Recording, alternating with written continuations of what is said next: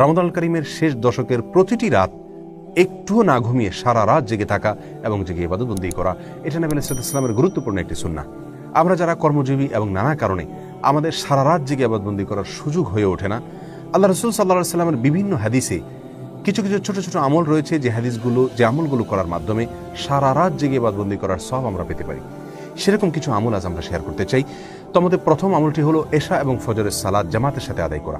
এ বিষয়ে সহিহ মুসলিমের এক হাদিসে বর্ণিত হয়েছে, রাসূল আকরাম সাল্লাল্লাহু আলাইহি ওয়াসাল্লাম ইরশাদ করেছেন, মান সাল্লাল আয়শা ফি জামাআতিন কানা কা কিয়ামি নিসফি লাইলা। যে ব্যক্তি এশার নামাজ জামাতের সাথে আদায় করবে, আল্লাহ সুবহানাহু ওয়া তাআলা তাকে অর্ধ রাত জেগে ইবাদতবন্দি করা, দাঁড়িয়ে ইবাদতবন্দি করার সমান সওয়াব দান করবেন।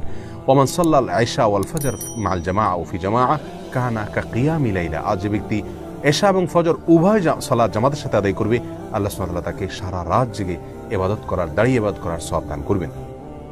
দ্বিতীয় আমল হলো ইমামের সঙ্গে এশার সালাত এবং তারাবির সালাত সম্পূর্ণ শেষ মুহূর্ত পর্যন্ত থেকে আদায় করা। এ বিষয়ে তিরমিজি এবং আবু দাউদে বর্ণিত হাদিসে রাসূল আকরাম সাল্লাল্লাহু আলাইহি ওয়াসাল্লাম ইরশাদ করেছেন, ইন্নার রাজুলা ইযা সাল্লা মা'আল ইমামি হাত্তা ইয়ানসারিফা হুসিবা লাহু কিয়ামুল লাইলা। যে ব্যক্তি ইমামের সঙ্গে রাতে সালাত আদায় করে, এশা পড়ে, তারাবি পড়ে এবং ইমাম চলে যাওয়া পর্যন্ত তিনি অপেক্ষা করেন, অর্থাৎ শেষ পর্যন্ত থাকেন সালাত ইমামের সঙ্গে, এ ব্যক্তিকে আল্লাহ সুবহানাহু ওয়া তাআলা রাতে দাঁড়িয়ে সারা রাত জেগে দাঁড়িয়ে ইবাদত করার সমান সওয়াব দান করেন।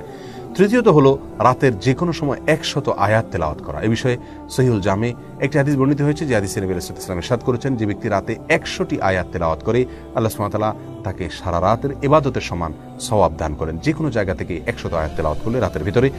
4 নম্বর আমল হলো, যে ব্যক্তি বিছানায় এলেন এই উদ্দেশ্যে যে তিনি উঠে ইবাদতবন্দি করবেন, কিন্তু তার ঘুম তারপরে প্রাবল্য বিস্তার করার ফলে তিনি আর জেগে ইবাদতবন্দি করার সুযোগ পাননি, ঘুম এসে গেছে এবং সেটা প্রবল হয়ে গেছে, এই ব্যক্তি যে প্রতিজ্ঞা করেছেন, তিনি যে দৃঢ় ইচ্ছা পোষণ করেছেন উঠে সালাত আদায় করবেন, শুধুমাত্র এই তার সদিচ্ছা এবং দৃঢ় প্রতিজ্ঞার কারণে আল্লাহ সুবহানাহু ওয়া তাআলা তাকেও সারা রাত জেগে যেভাবে তিনি নিয়ত করেছিলেন জেগে ইবাদত করবেন, সেভাবে আল্লাহ সুবহানাহু ওয়া তাআলা ইবাদতের সওয়াব তাকে দান করবেন।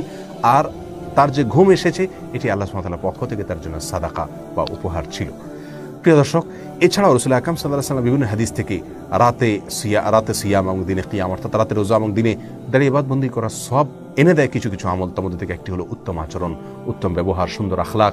আরেকটি হলো ইয়াতিম এবং বিধবা, এই সমস্ত লোকদের জন্য যারা কষ্ট করে, পরিশ্রম করে, তাদের কল্যাণে যারা কাজ করে। তৃতীয়ত হলো জুমার দিনের যত আদব আছে, যত সুন্নাহ আছে, সেগুলোকে যারা ফলো করেন এবং মেনে চলেন।